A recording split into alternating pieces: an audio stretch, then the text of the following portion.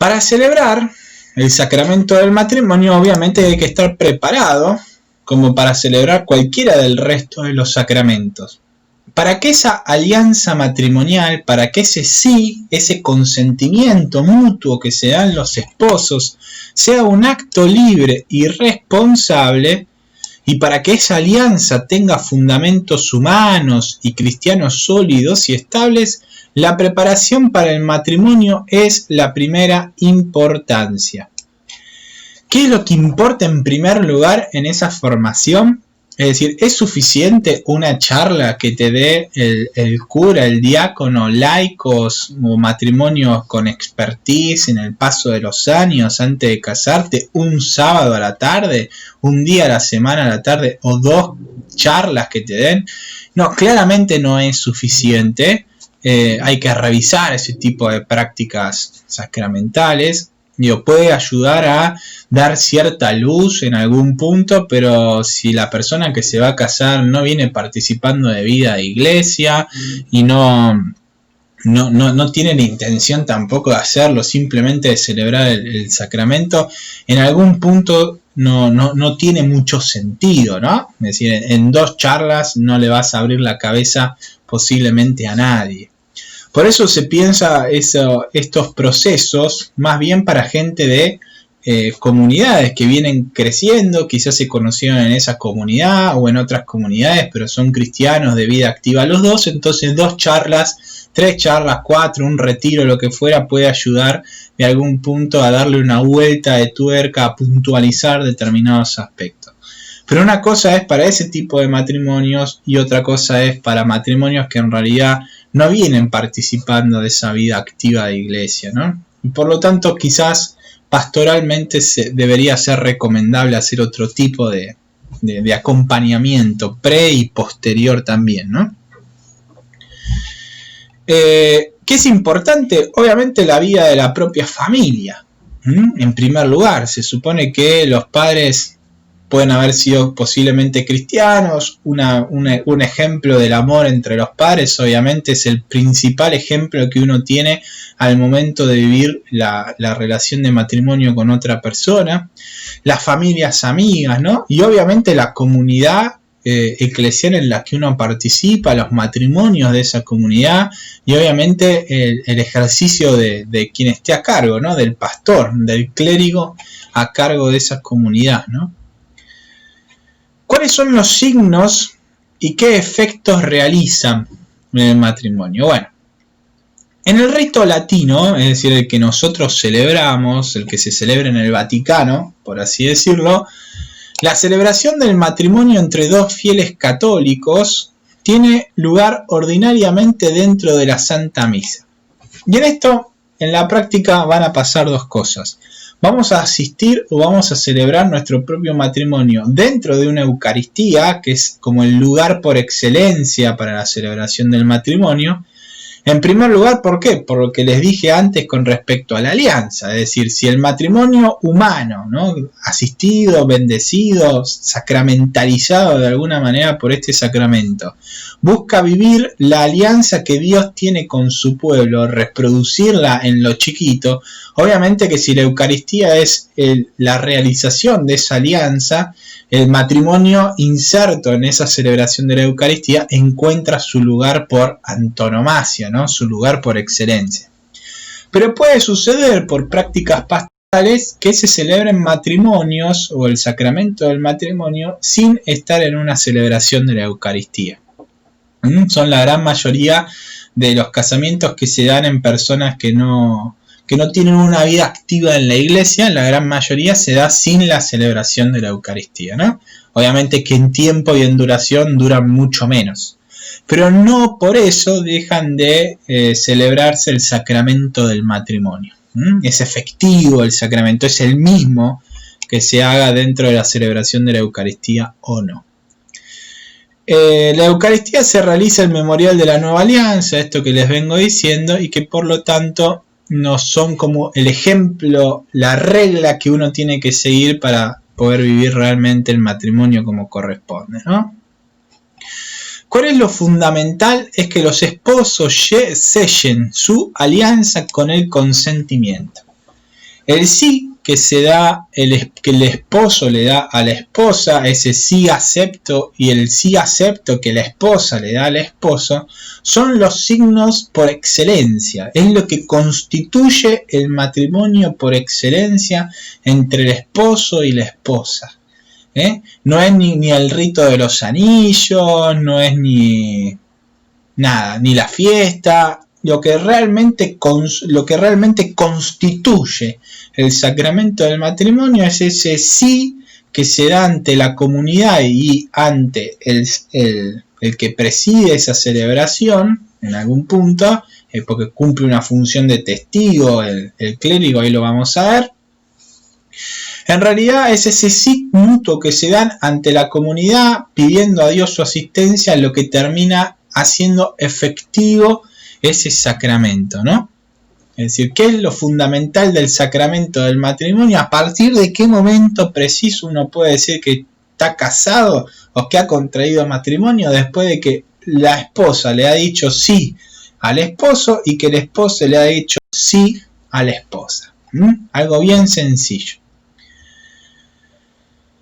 A ver si hay algo más importante como para decir de esto, ustedes pueden leerlo. Obviamente que se invita antes de celebrar el sacramento a recibir el sacramento de la reconciliación, porque posiblemente uno sea bueno asistir a este sacramento para tomar conciencia realmente de cómo uno ha dañado o no ha favorecido el desarrollo de la relación hasta el momento y por lo tanto de alguna manera quede liberado en comunión con Dios, dándole amplio lugar a la gracia para que haga su trabajo, ¿no? Según la tradición latina, y esto es lo importante, los esposos son los ministros de la celebración. No es el obispo, no es el diácono, no es el presbítero, no es el que toca la música, no es la gente, el resto de los celebrantes, los que son los ministros. Los ministros del sacramento del matrimonio, en los que se hace presente Cristo en el uno para el otro, son los esposos. En la Eucaristía el ministro es el obispo y el presbítero. En el sacramento del matrimonio, los ministros donde se hace presente Cristo son los esposos. Cristo se hace presente en el esposo para la esposa y Cristo se hace presente en la esposa para el esposo. En las tradiciones de las iglesias orientales, los sacerdotes, obispos o presbíteros son testigos del recíproco consentimiento expresado por los esposos. Pero también su bendición es necesaria para la validez del sacramento. En el rito latino, no. ¿Quién preside? Lo acabamos de decir. Los que presiden son los esposos que se dan así el mutuo sí o en términos teológicos el mutuo consentimiento matrimonial. Los protagonistas de la alianza, los protagonistas de la película son el hombre y la mujer bautizados que libremente contraen matrimonio y se expresan también libremente su consentimiento. ¿Qué significa libremente? Que no se estén dando el sí por ningún tipo de coacción, es decir, que ninguno haya forzado al otro a decir el sí. Pueden ser amplísimas las causas por lo que esto puede ser, coacción psicológica, coacción física o coacción de otro estilo. Y a su vez también obrar libremente significa no estar impedido por una ley natural o eclesiástica. Por ejemplo, alguien que está ejerciendo el ministerio ordenado, es decir, un cura no se puede casar con una laica, ¿se entiende? Antes de haber sido dispensado de sus funciones ministeriales por como los procesos canónicos que corresponden. La Iglesia considera el intercambio de los consentimientos entre los esposos como el elemento indispensable que hace el matrimonio. Sin ese consentimiento no hay matrimonio. ¿Qué ¿Qué es el consentimiento entonces? Un acto humano por el cual los esposos se dan y se reciben mutuamente, ¿no? En ese sí que el esposo le da a la esposa, se está dando a la esposa y a su vez también está aceptando el sí de la esposa, ¿no? Es como que uno dándose al otro deja lugar para que el otro advenga a la propia vida. Yo te recibo como esposa, yo te recibo como esposo. Este consentimiento que une a los esposos entre sí encuentra su plenitud en el hecho de que los dos vienen a ser una sola carne. El consentimiento debe ser un acto de la voluntad de cada uno de los contrayentes, libre de violencia o de temor grave externo. Es decir, si no me caso con vos, vos vas a hacer algo con respecto a mi familia, ¿no? Entonces ahí no hay verdadero matrimonio, es nulo ese matrimonio, ¿no? Ningún poder humano puede reemplazar este consentimiento. Ni el Papa puede decir que vos estás casada con otra persona si vos no querés dar tu consentimiento. El sacerdote ministerial, ¿no? O el que asiste a la celebración del matrimonio recibe el consentimiento de los esposos, pero no es el ministro. Los ministros del sacramento del matrimonio son los esposos. ¿Qué papel cumple el cura, el obispo, el diácono en esa celebración? De testigo oficial en algún punto, ¿no? Es decir, es aquel que testifica luego como ministro de la iglesia que realmente los esposos se dieron el sí mutuamente. ¿Para qué casarse? ¿Por qué recibir este sacramento? ¿Cuáles son los efectos que este sacramento realiza, no?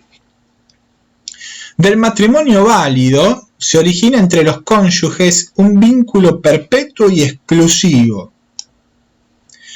¿Cuál es el principal efecto que tiene? Fortalecer ese vínculo, ¿no? Fortalecer el vínculo entre los esposos, esa decisión de darse mutuamente para toda la vida, hasta que la muerte los separe, ¿no? Darse mutuamente al otro y cumpliendo los deberes y las obligaciones propias del sacramento del matrimonio.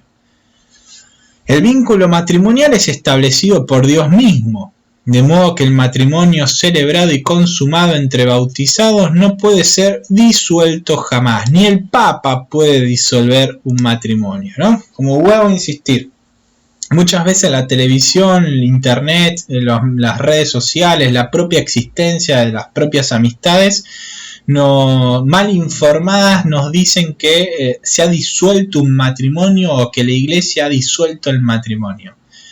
Vuelvo a insistir, o el matrimonio fue nulo, es decir, lo que se declaró es la nulidad del matrimonio, nunca existió ese matrimonio por más que externamente se haya llevado a cabo la celebración, o lo que pudo haber pasado es que obviamente se haya disuelto por causa natural el matrimonio, es decir, uno de los dos cónyuges haya muerto, ¿no? Este vínculo que resulta del acto humano libre de los esposos, consumación del matrimonio, es una realidad irrevocable y da origen a una alianza garantizada por la fidelidad de Dios. ¿Quién es el garante por excelencia del amor entre los esposos? Dios mismo. La Iglesia no tiene poder para pronunciarse contra esta sabiduría divina de que Dios es el único garante porque conoce las conciencias, la libertad y la totalidad de las personas y realmente ese sí fue dado con total libertad y o con un grado suficiente de libertad y con un grado suficiente de conciencia. Obviamente que están llamados a vivir esa unidad indisoluble y el sacramento va a favorecer ante momentos quizá de tentación, de desconcierto, de soledad o de lo que fuera, la vivencia de esa unidad indisoluble matrimonial. ¿Cuántas veces se puede recibir el sacramento del matrimonio?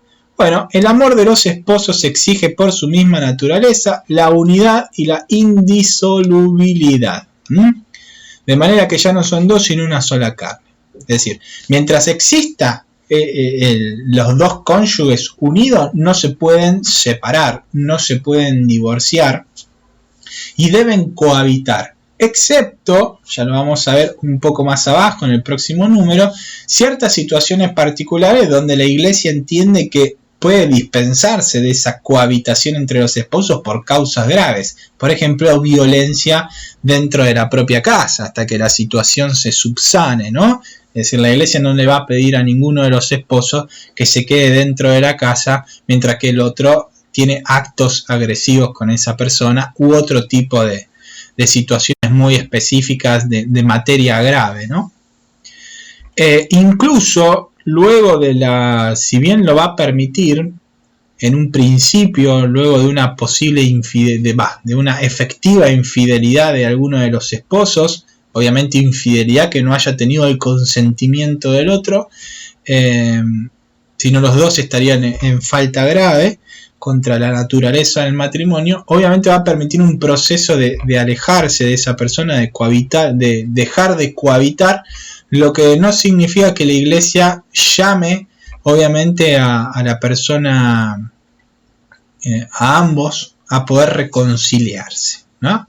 Porque el matrimonio sigue siendo indisoluble más allá de lo que uno termine haciendo en la propia vida. Y el amor, expresado en su forma máxima, incluso puede llegar a perdonar a la otra persona en esa disrupción del vínculo, en esa violencia a la fidelidad de la otra persona, ¿no? Cualquier cosa está en los números del Catecismo de la Iglesia Católica para leerlo con detenimiento, con puntilla, ¿no? La unidad del matrimonio aparece ampliamente confirmada por la igual dignidad personal entre el hombre y la mujer, que hay que reconocer en ese mutuo y pleno amor. La poligamia es contraria, dice la Iglesia Católica, a esa igual dignidad de uno y otro, y al amor conyugal que es único y exclusivo. Como es único y exclusivo el amor de Dios por su pueblo, así debe ser único y exclusivo el amor entre el esposo y la esposa. Hemos terminado el último de los sacramentos, ya hemos visto los 7 sacramentos: el sacramento del bautismo, el sacramento de la Eucaristía, el sacramento de la confirmación, el sacramento de la unción de los enfermos, el sacramento de la reconciliación, el sacramento del orden sagrado y finalmente hoy el sacramento del matrimonio.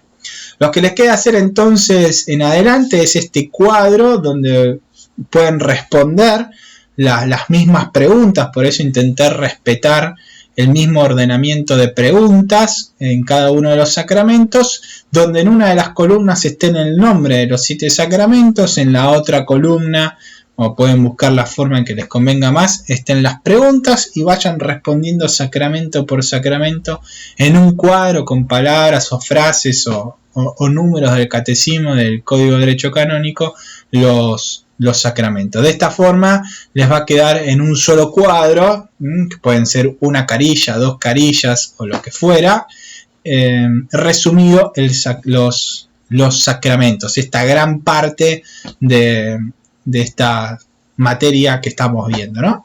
Así que bueno, nos vemos cuando ustedes puedan entrar en el cuadro o en una nueva ocasión. Saludos.